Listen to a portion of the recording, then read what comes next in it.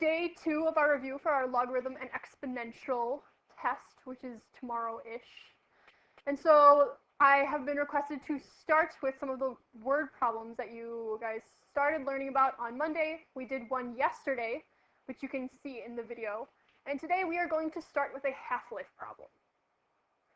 So I would like to do a quick review first. Who here remembers what half-life means? Thank you. Please raise your hand next time. But yes, that is correct. It is the time it takes something to decay by 1/2, or to go away by 1/2. And so, show of hands, who here drinks coffee or anything caffeinated? Okay, so quite a few people here drink some kind of caffeinated drink. Did you know that caffeine has a half-life? Because it does. And so, if a typical person who drinks coffee, they usually drink somewhere around 16 ounces of coffee in the morning. 16 ounces of coffee is the same thing as 190 milligrams of caffeine.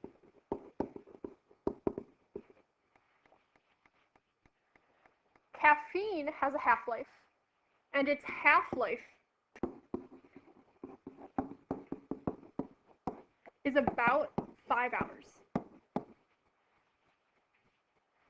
So my question to you is, given our standard formula that we have for exponential growth and exponential decay for our word problems, I would like to know how much caffeine remains in your body after 1 day.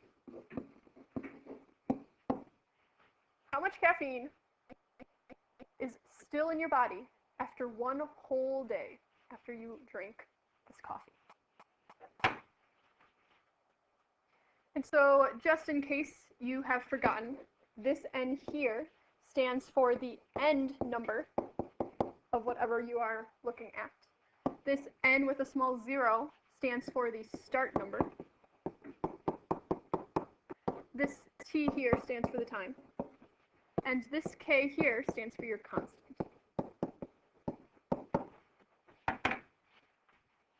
And of course, the E is just our exponential term. So I will give you a few moments to work on this problem, and I'll pause the recording.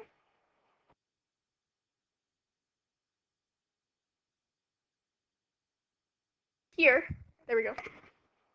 From here, we would like to set up our equation here, and we have quickly noticed that we don't have a K constant, which means we have to find that K constant first. So if we're setting this up, let's start with values that we know. So we know our start number is 190. We know it's E, and then our time is 5 hours. And then we have a K. And I didn't explicitly give you an N value, but after 5 hours, how many milligrams of caffeine are there left? 95. Half of what you had before. Since our 5 hours was the half-life, that means that after 5 hours, you should be left with half of 190, which is 95. So now we need to solve for K. To solve for K, we can just divide both sides by 190. And we'll end up with 95 over 190 is equal to E to the 5K. And if we're solving for K, what do we need to do to both sides now? We need some kind of logarithm. If we have a base of E here, a good bet would be that we need a base of E for our logarithm. So we need log base E, and another name for that is indeed the natural log. And if we do that to the right-hand side, that means we have to also take the natural log of the left-hand side here. So let's simplify both sides. 95 over 190, 0.5, or 1/2. And if you think about it, if this is a half-life problem, wouldn't it make sense that this has to be 1/2? Because the original number and the original number here and the ending number here are 1/2 of each other. Okay, and then we have a natural log. Natural log is a base of e, and this has a base of e. So since they both have a base of e, we can cancel them out. And we're left with 5k on our right-hand side. So now, to solve for k, just divide by 5. We have the natural log of 1/2 divided by 5 is equal to k. And can somebody give me that number? It's like negative something. I'm just going to round it up to 0.139, but you can keep it however rounded you wanted. So now we've got k. The end, right? We're done. No, we're not done. We still haven't answered our question. Our question was, how much caffeine remains in your system after one full day? So now we need to go back to our equation. And now we can say, okay, we don't know what the final number is, because now that's what we're solving for. We know we started with 190 milligrams. We know we're going to have e to the k, and k we now know is negative 0.139-ish. And then we have a time. What is that time? It's not 5 because we need one full day, but it's not 1 because we need to keep the same units of time. So it is indeed 24 hours, or 24. So we started this in hours with our 5 hours, which means we need to make sure we're always using hours. So we have 24 hours here. And if you were just to put this into your calculator should give you a result. And Andrew, what did you get as that result?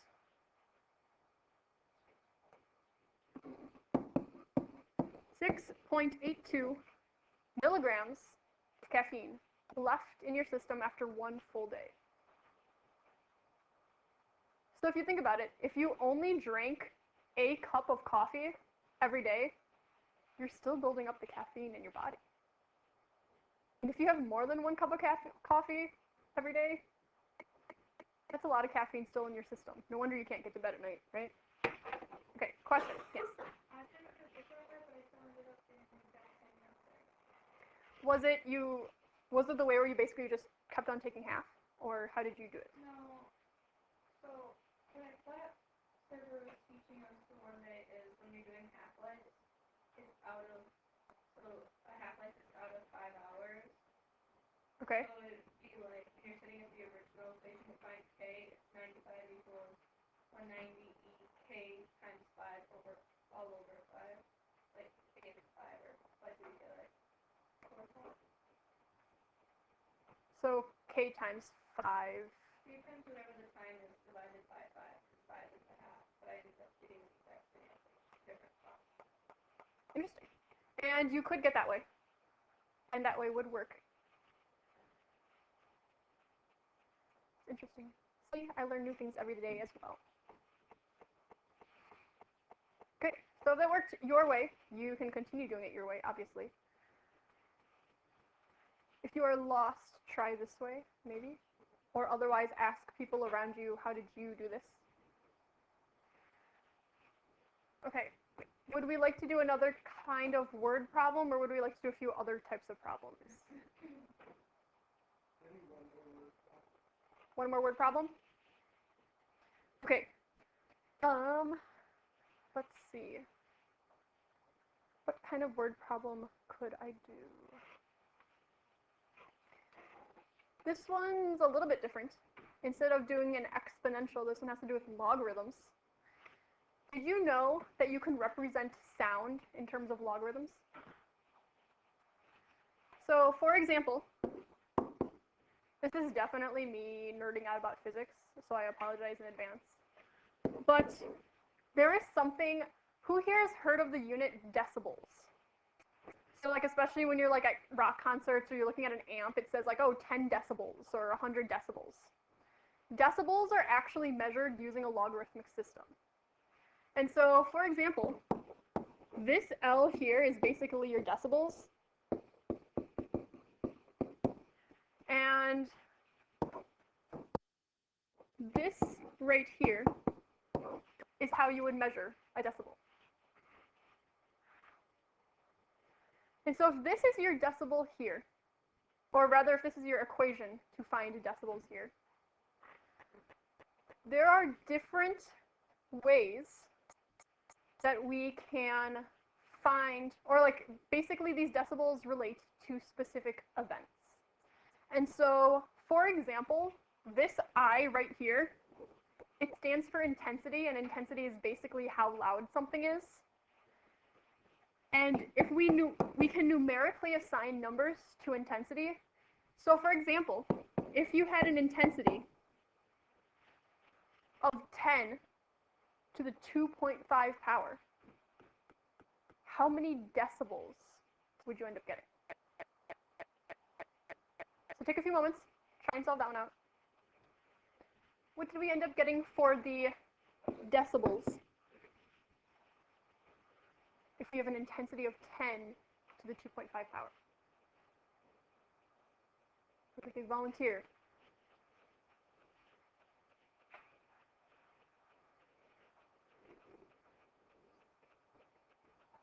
I'm waiting for at least 7 hands. I know that you guys all got this. 7 hands.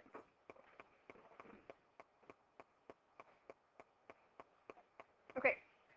Shepard, could you tell us what you got? 145 decibels. That's how I write decibels. 145 decibels, to give you a reference, that is how loud fireworks are. So it's pretty loud. If you have things that are around 50 decibels, 50 decibels is like you guys talking normally to your friends. About 70 or 80 decibels is like the lunchroom during lunch. Okay. That is another type of word problem that you might have. Something that's not necessarily exponential, but logarithmic. Yes? Could you show how you got that last one? Yes, I can show that. Okay. So just quickly how we ended up getting this. If we have an intensity of 10 to the 2.5 power, that just goes in there. So if you have 10 to the 2.5 and you have 10 to the negative 12, you could either put that into your calculator and your calculator will spit something out. Otherwise, if you think about that mathematically, that's like saying you have 10 to the 2.5 minus negative 12. If you use your exponent rules. So that's the same thing as saying 10 to the 14.5. So if you have the log of 10 to the 14.5, well, this log right here, what's its base? 10. So now you have log base 10 of something that's 10. So then you'll have log base 10 of 10 to the 14.5. Those cancel out. All you're left with is just 14.5 times this 10 here. So you end up with 145. Okay. So you could put it into your calculator. Otherwise, you could figure it out mathematically as well. Okay.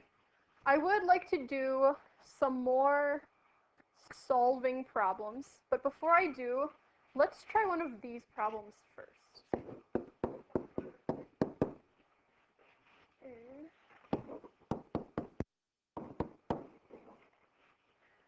The first thing I would like you to do is to find the domain of this function. Once you have the domain, if you could flip your iPads towards me so I know that you have the domain.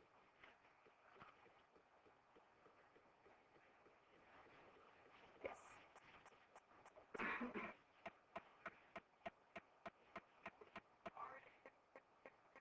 If you're a little stuck, remember, domain are x values, or the domain is x values. Yes? Yes. Yes. Yes. Yes. Yes. Yes. Yes. Yes. Yes. Yes. Yes. Yeah. Yep. Yes. Yes. Yes. Okay.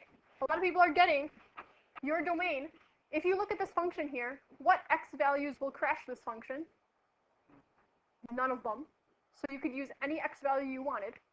So that just means that your domain is all reals, or in interval notation, that's negative infinity to positive infinity. Okay.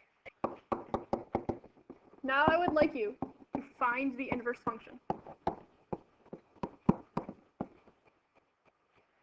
I will pause the recording this time so that you have a few moments to work. Step 1. Let's see. Ryan, what's step 1? Well, I got the range of the function for the longest. You got the range of this function?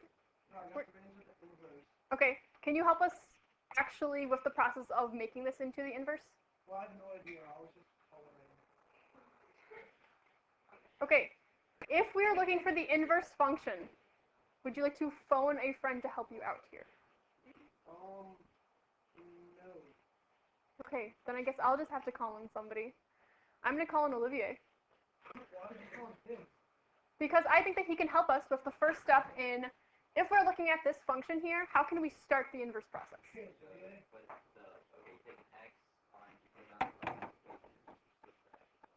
Exactly. We switch to the x and y.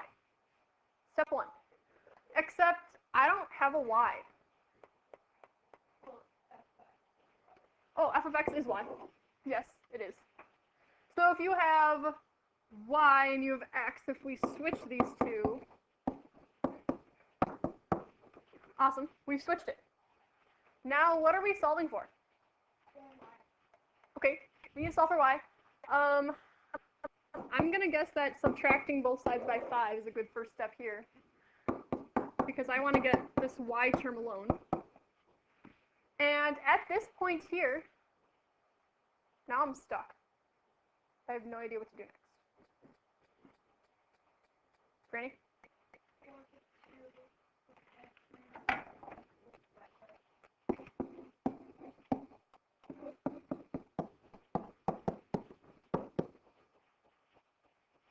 And for some of you, that might just be like, whoa, that came out of nowhere.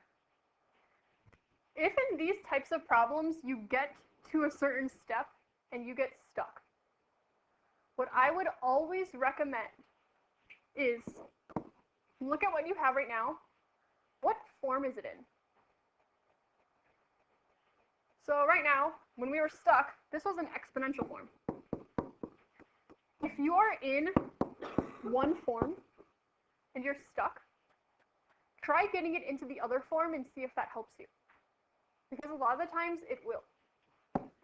So what Franny did here was she got this into logarithmic form. And so just as a reminder, this is your base, that's your exponent, that's your argument. So if you line that up with our logarithms and with our saying, we know that it has to be in this BAE order.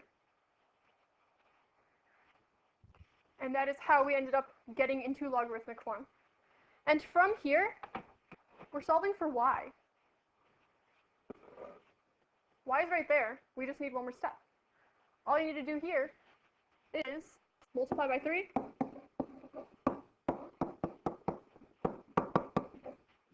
Now you have your inverse function.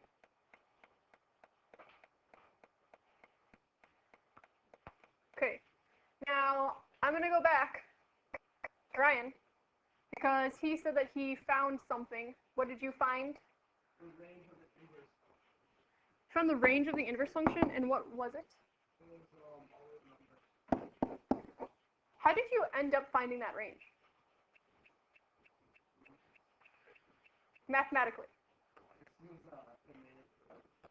Exactly. So if we're looking for the range of our inverse function, which is what we found down here, it's the same thing as the domain of our regular function. So we have the range. Let's find the domain. What's the domain of this inverse function?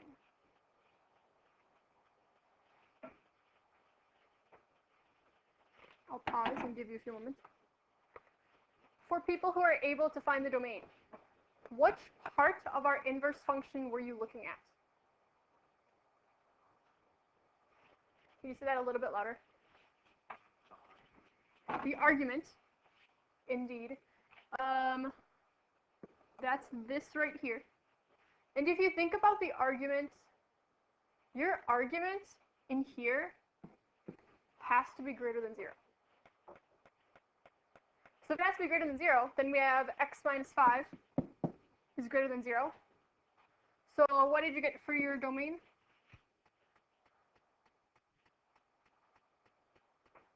Let's see. Caroline, can you help us out? X is greater than 5? Or if you want to write that in interval notation, that is 5, comma, infinity. Either way works. So now we've got our domain, we've got our range. Okay, we know how to find the inverse function if we start with an exponential. Question?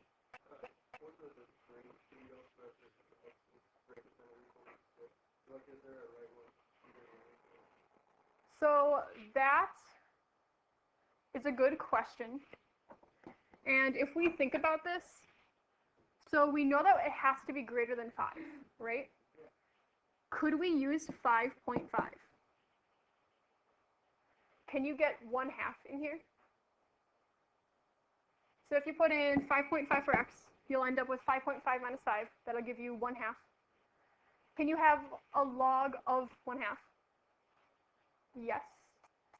So because of that, there are numbers that are slightly larger than 5 that'll still work, and that are less than 6. So that's why we stick strictly with greater than, but not equal to 5. Good question. So now we know how to get from to the inverse function if you're in the exponential form. Show of thumbs, if you gave me a similar one, or if I gave you a similar one that was in the logarithmic form to begin with, would you know what to do? Thumbs up, yes, obviously. Thumbs sideways, maybe, and thumbs down, nope, no idea. Okay, I'm seeing a lot of kind of like wiggly thumbs, so let's try one that starts in the logarithmic form.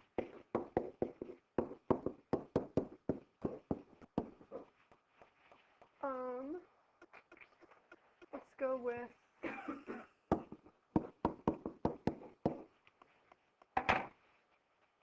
try to find the inverse function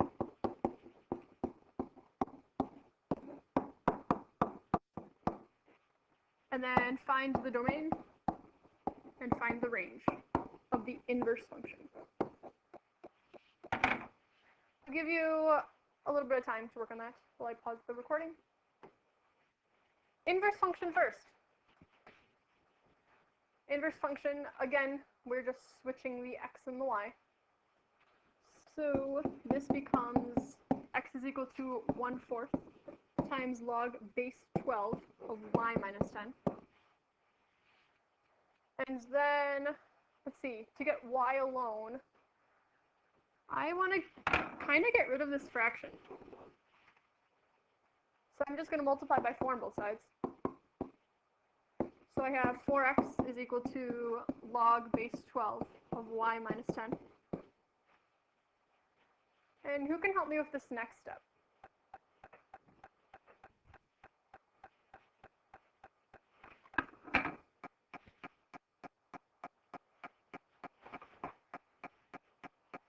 Emma, you got an idea?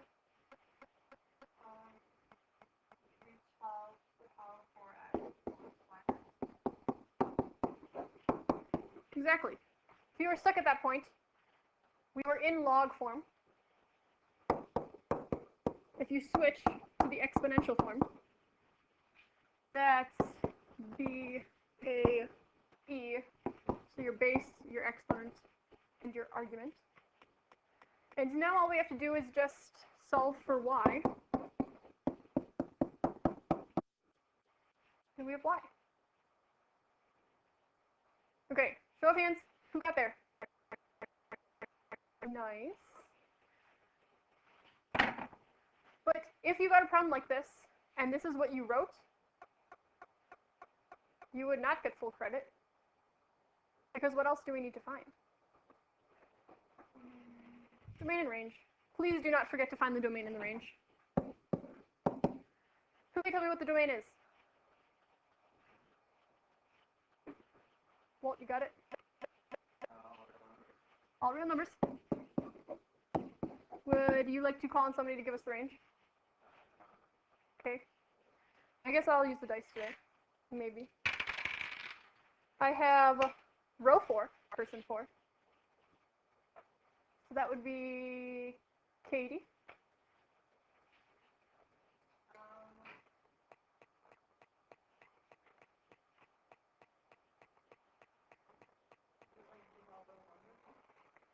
Close. Range, in my personal opinion, range is the hardest thing to find. Because it's like, how, like, okay, at least with x's, it's whatever x breaks my function. But with y's, it's based off of the x's you have, what y's can you have, and that's just really confusing. The good news here is that technically you don't need to find the range.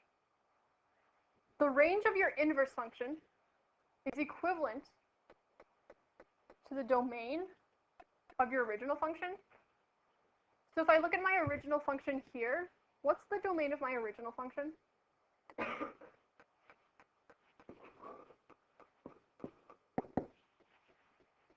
have x minus 10 in my argument. It has to be greater than 0. So what will x be?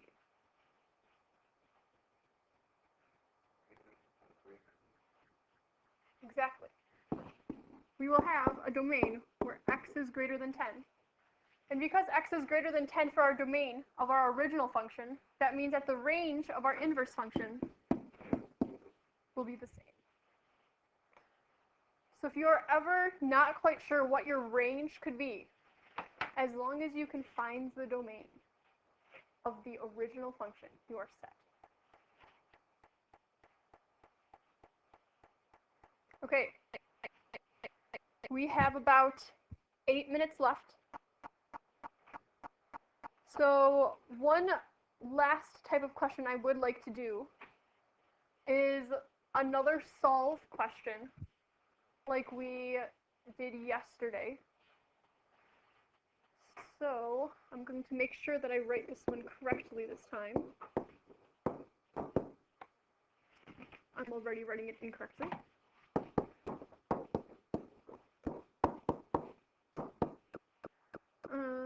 Let's see. Let's do.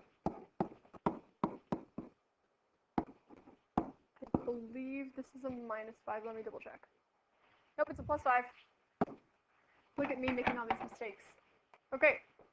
If I give you this equation, I would like you to solve for x in this case. So please try and solve for x. I will pause while you work. Most people are finishing up with this one, so we're going to quickly go over it. Okay, I need to solve for x. Ideally, what do I want to have on both sides of my equal sign?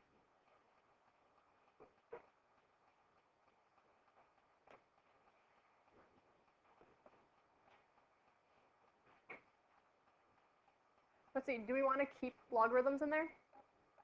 No. So we want to ideally get rid of the logarithms. But can we just cancel out the logarithms as they are right now? No. What we need first is we need just a single logarithm on both sides with the same base. So since on the left-hand side here, we have two different logarithms, let's condense them into a single logarithm. So I would like somebody to help me with this, and that somebody I would like to be, let's see, I'll just roll a dice. Row 1, person 3, Shepard. Can you help us condense this equation underlined in green? So for log of x, having log of x. So we can take this 2, move it to the exponent using the power rule.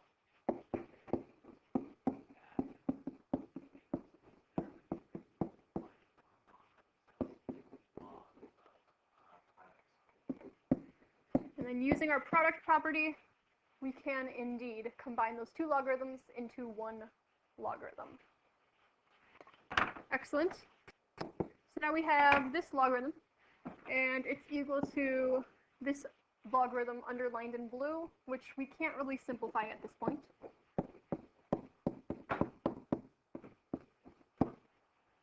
So now we have two logarithms. They have the same base. Excellent. We are in our ideal equation. We are in our ideal environment, because now we can just get rid of those logarithms. And remember, the reason why we're getting rid of these logarithms isn't because we can just divide by a logarithm or something. It's because we know that whatever's inside here has to equal whatever's inside here. So we have 5x squared is equal to 25x plus 5, and we have just a typical equation. If we have a typical equation, on one side we would like a 0. So I'm going to subtract by this 24x and by this 5, so I can have this be positive over here. And if I do that, I'll end up with 5x squared minus 24x minus 5, that's equal to 0.